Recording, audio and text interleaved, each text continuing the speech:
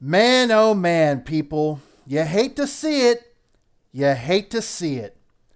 These PC gaming socialist clowns are so up in arms over Epic's non-existent anti-consumer business practices with the Epic Store that they're willing to defend Apple, an actual anti-consumer company, in the pending legal dispute between Apple and Epic. For those who don't know, Epic Games is suing Apple because Apple removed Fortnite from the iOS App Store after Epic implemented its own payment system to bypass the share that Apple gets from microtransactions. Now let me make myself 100% crystal fucking clear here, and this may sound like I'm contradicting the very theme of this video at first, but bear with me. Epic Games is in the wrong here. 110% in the wrong. First of all, they wanted to get more of a cut of the microtransactions for basically the same reason why they take less of a cut for games sold on their own Epic Game Store, which is that they don't agree with the 30% profit model that platform hosts like Apple, Valve, and Sony get from said game and microtransaction sales. With Valve, they have a point. Valve has no hardware they have to manufacture and sell, and their entire platform is all digital and has been set up and running for well over a decade. At this point, Valve is basically making pure profit from taking 30% of game sales from merely existing. Apple, on the other hand, has hardware to sell in the form of iPhones and iPads. Now, unlike console manufacturers like Sony and Microsoft, Apple doesn't really take any losses with hardware sales, likely because they overcharge like a motherfucker, but I digress. It doesn't really matter because Apple is still spending operating revenue in order to make and sell their hardware, so it makes perfect sense why they would take a significant cut of transactions sold in their App Store. The second big point of contention for me is that Epic claims that Apple has a monopoly over the iOS App Store. Huh? Are you fucking kidding me right now? That's like saying DC Comics has a monopoly on DC Comics.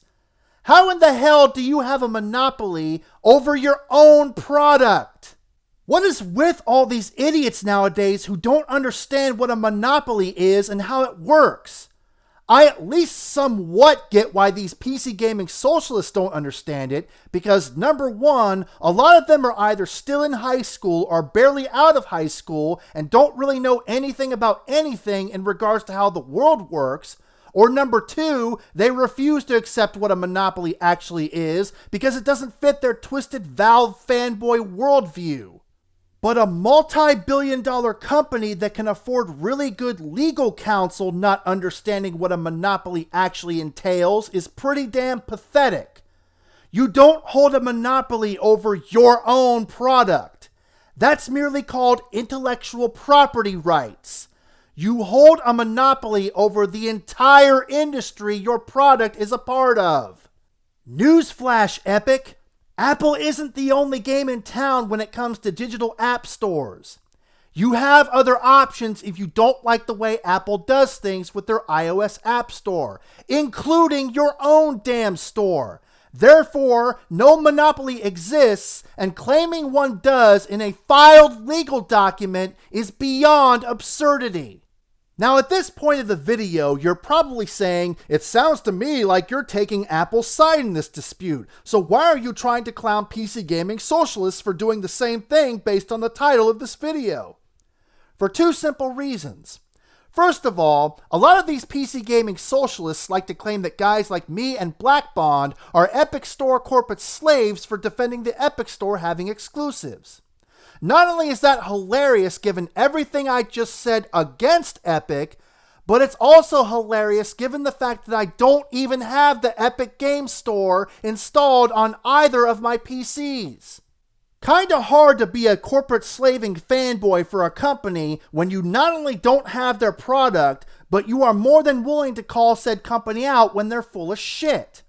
So let the record now show once and for all that I don't defend exclusivity on the Epic Store because I'm an Epic Games fanboy. I defend exclusivity on the Epic Store because exclusivity is an effective business model for the industry Epic Games is a part of. Second of all, these PC gaming socialists claim to be these big freedom-fighting consumer advocates. And believe me, I had to resort to genetic engineering to generate air quotes of an otherworldly magnitude to use for those words. Yet when it comes down to choosing between a company they incorrectly perceive to be anti-consumer versus a company that has been irrefutably proven to be anti-consumer, guess which one they go with, ladies and gentlemen? That's right, the actual anti-consumer company. You want to talk about anti-consumer? Let's talk about when Apple purposely slowed down their customers' iPhones to try to force them to get brand new phones. To wit, Apple was immediately slapped with a class action lawsuit and had to financially compensate their customers as a part of the legal settlement. Where were these PC gaming socialist consumer advocates when this was going down? How much you want to bet that they either didn't even know about this or just flat out didn't care because it didn't encroach on their precious PC gaming territory? So even though they happen to be in the right regarding this one particular situation, they're still wrong because by defending Apple, they expose themselves for the selective, hypocritical, and laughable consumer advocates they are. Oh, but wait, I ain't done, because the hits just keep on coming.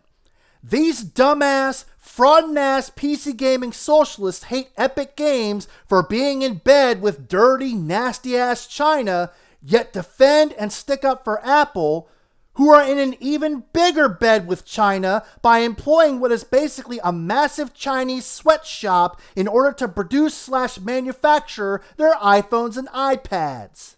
Fucking oops!